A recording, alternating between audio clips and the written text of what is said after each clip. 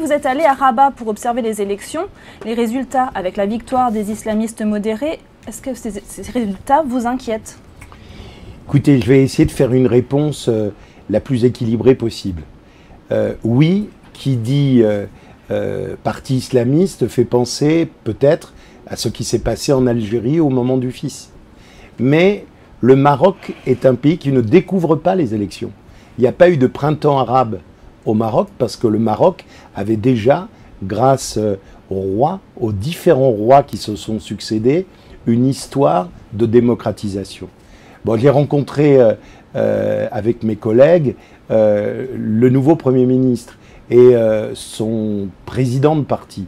Ce sont des hommes très modérés. Alors c'est vrai que tout se passe en même temps. C'est vrai qu'on peut être peut-être plus inquiet sur ce qui se passe en Égypte et on a vu ce qui s'est passé en Tunisie. Mais qui dit l'importance de la religion dans la politique ne veut pas dire obligatoirement l'extrémisme. On a eu des démocrates chrétiens, ils ne christianisaient pas la France.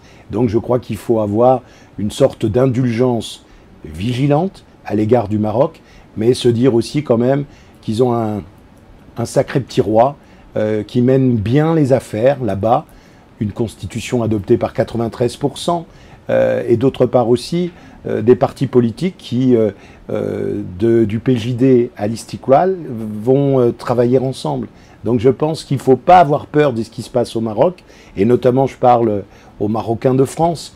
Ils savent bien qu'il faudra faire des avancées pour qu'ils puissent se prononcer, et quand ils retournent au pays, ils sont plutôt fiers de ce qui se passe chez eux, parce que les choses là aussi, un peu comme en Russie, elles bougent et puis elles changent.